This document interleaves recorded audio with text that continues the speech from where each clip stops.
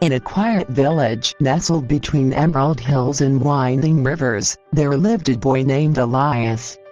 He was 12 years old, quiet by nature, and often kept to himself.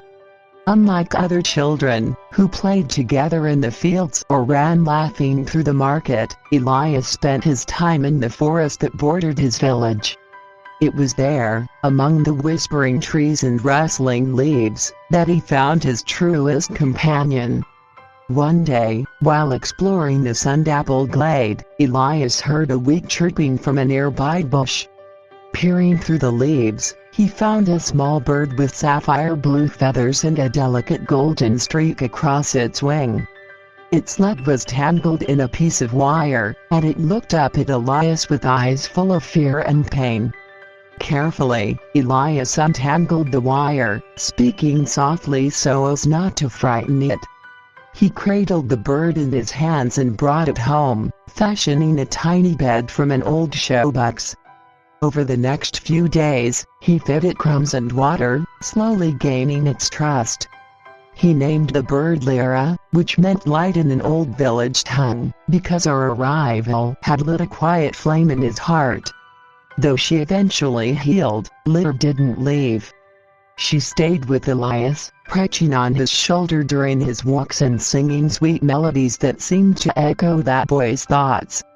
They developed a language of their own, soft whistles, gentle gestures, a bond built in silence and understanding.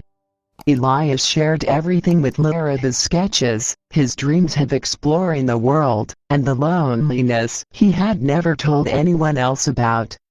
She responded with her songs, which brightened the darkest mornings and soothed the saddest evenings. For the first time, Elias felt truly seen. One summer, however, the peace was shattered.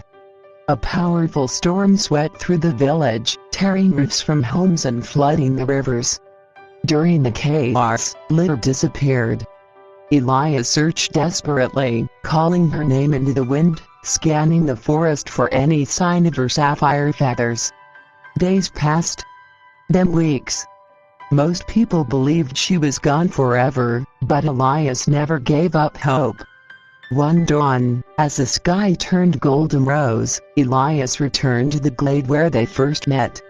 He stood silently, listening.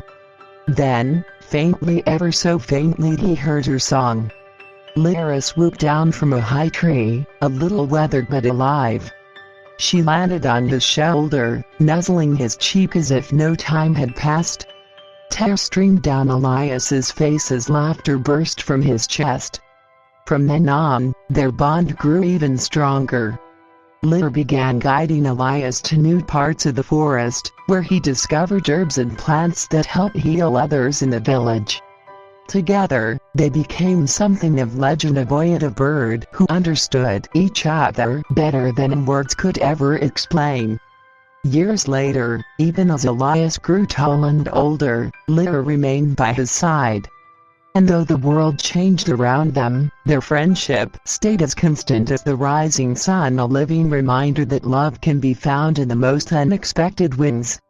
And sometimes, the truest friendships don't need words at all, only trust, time, and a shared piece of sky.